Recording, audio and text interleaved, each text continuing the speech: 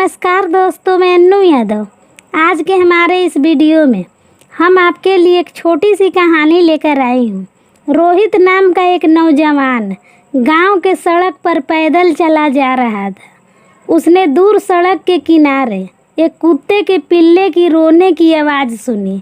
वे आगे बढ़ गया और उसने वहाँ के ये दृश्य देखा तो दुख से उसकी आंखें भर आई।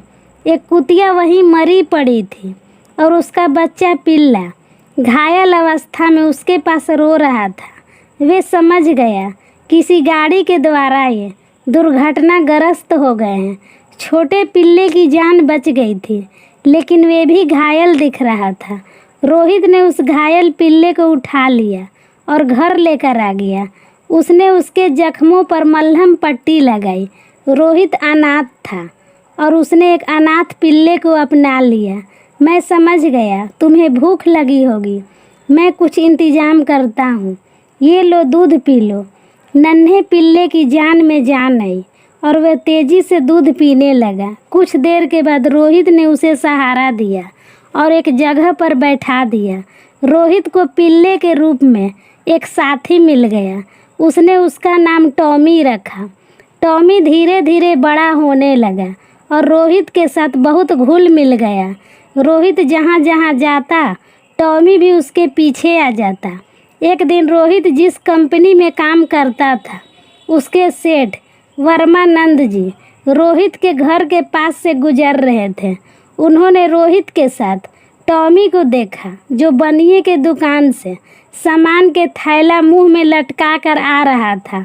सेठ जी को बहुत ही आश्चर्य हुआ। हाँ सेठ जी, ये टॉमी है, बड़ा ही समझदार और वफादार है। रोहित, इसे मुझे बेच दो, मुंह मांगी कीमत दूंगा। नहीं सेठ जी, क्षमा कीजिए, विचार कर लो, जब बात समझ आ जाए तो मुझसे मुंह मांगी कीमत ले लेना। एक दिन रोहित जरूरी काम से मोटरसाइकिल पर बैठकर बहुत दूर जाने के लिए तैयार हुआ।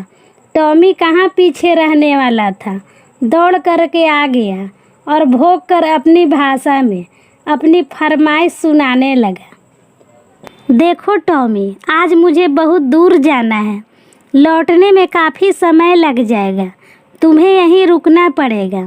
टॉमी ने रोहित की बात नहीं मानी और जिद करने लगा। टॉमी, तुम बहुत समझदार हो, हमेशा मेरी बात मान लेते हो, लेकिन आज जिद क्यों कर रहे हो? जैसे कह रहा था, मुझे लेकर चलो, मुझे भी लेकर चलो। टॉमी के जिद के आगे रोहित को झुकना ही पड़ा। रोहित ने उसे अपने साथ बैठा लिया और मोटरसाइकिल हवा से बातें करने लगी। रोहित को पहले ही देर हो चुकी थी, इसलिए वे बाइक को तेज़ी से चलाने लगा। टॉमी उसे भौंक कर आहिस्ता चलाने का इशारा करने लगा। रोहित तेज़ गति से बाइक चलाता गया। अचानक सामने एक सूअर आ गया, मोटरसाइकिल से टकराकर घसीटती हुई चली गई। रोहित और टॉमी दूर जाकर सड़क के किनारे गिर पड़े। रोहित को काफ़ी चोटें आई और वे सड़क के किनारे बेहोश हो गया। टॉमी भी घायल हुआ, लेकिन उठ खड़ा हुआ। वे चलकर अपने मालिक रोहित के पास पहुंच गया और उसे उठाने की कोशिश करने लगा। रोहित को होश नहीं आया, उसके जख्मों से खून बह रहा था। टॉमी को अपने मालिक की फिक्र हो गई। उसका ज़िंदगी बचाने वाला रोहित आज ज़िंदगी और मौत के बीच सांसें ले रहा था। टॉमी दौड़कर सड़क के बीच खड़ा हो गया, गाड़ियों को रोकाने के लिए प्रयत्न करने लगा। उसके मुंह में रोहित का खून से सना हुआ लाल रंग का रुमाल था, जिसे दिखाकर वे आने वाली गाड़ियों को रोकाना चाहता था। कुछ गाड़ियां रुकी नहीं, चली गई, लेकिन टॉमी ने हिम्मत नहीं हारी। एक गाड़ी रुक गई। टॉमी कार चालक को लेकर रोहित के पास पहुंच गया। अरे ये तो बहुत घायल है, बेहोश भी है। अरे तुम भी तो घायल हो, अपना दर्द भूलकर अपने मालिक को बचाने में लगे हो। चलो मैं तुम्हारे मालिक को हॉस्पिटल पहुंचाऊंगा। हॉस्पिटल में जाने के बाद जब हॉस्पिटल कर्मचारी रोहित को अंदर लेकर जाने लगे तो उनके रोकने पर भी टॉमी अंदर चला गया। वे अपने दोस्त का साथ नहीं छोड़ना चाहता था। जब डिस्चार्ज का वक्त आया तो डॉक्टर ने रोहित को लंबा बिल पकड़ा दिया। रोहित को राशि देखकर चक्कर आ गया। उसने झट से अपने सेठ के नाम एक चिट्ठी लिखी और टॉमी के मुंह में पकड़ा दी।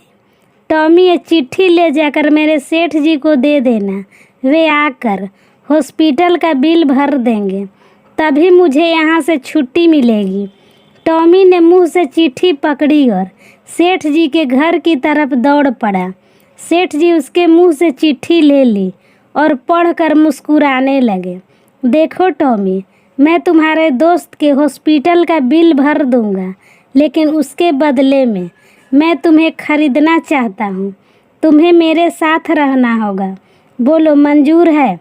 सेठ जी की बात सुनकर टॉमी को अपने बचपन की याद आ गई, जब उसे घायल अवस्था में रोहित ने सड़क से उठाकर उसका इलाज किया था और अपने घर में शरण दी थी। टॉमी ने तुरंत कुत्ते को पहनाने वाला पट्टा जो पास में रखा था मुंह से लाकर उठाकर सेठ जी को दे दिया। सेठ जी समझ गए। उन्होंने टॉमी को अपने घर में बांध लिया और कार से जाकर रोहित का हॉस्पिटल का बिल भी अदा कर दिए। रोहित को इस बात की जानकारी हो गई थी कि उसका प्यारा टॉमी अपने आप को बेचकर सेठ द्वारा हॉस्पिटल का बिल को अदा करवा चुका है। रोहित घर पहुंचकर टॉमी की अनुपस्थिति में बहुत दुखी हुआ। उसने खाना भी नहीं खाया। वे सेठ जी के घर पहुंच गया। उसने खिड़की से झांक कर देखा था। उसका प्यारा टॉमी पट्टा से बंधा हुआ था। उसके सामने खाना रखा था, लेकिन वे खा नहीं रहा था। रोहित की आंखों में आंसू आ गए और वह चुपचाप घर लौट आया। उस रात एक चोर सेठ जी के घर में चोरी के इरादा से आ गया। टॉमी ने उसे देख लिया। वे कुछ नहीं बोला। उसने धीरे से जाकर सेठ जी को उठाया और इशारे से बताया। इस बीच चोर ने बहुत सारा गहना चुरा लिया था। सेठ जी जब डंडा लेकर बाहर आए तो चोर ने उन्हें चाकू दिखाया तो वे डर गए। टॉमी ने चोर के ऊपर कूदकर उसके चाकू को छीन लिया और काटने लगा। नौकर भी जग गए और चोर को पकड़ लिया। सेठ जी बहुत खुश हो गए। टॉमी, तुमने चोर से मेरी जान बचाई और धन भी बचाया।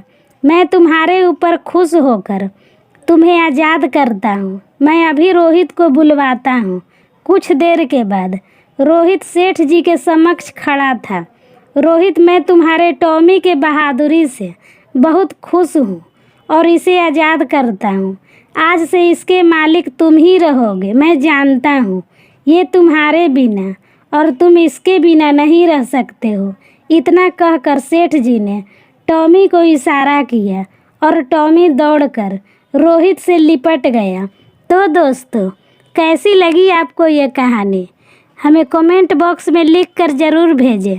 वीडियो पसंद आए तो चैनल को लाइक और सब्सक्राइब करना ना भूलें। वीडियो देखने के लिए धन्यवाद देती हूँ। खुश रहिए, मस्त रहिए, आपका दिन शुभ हो।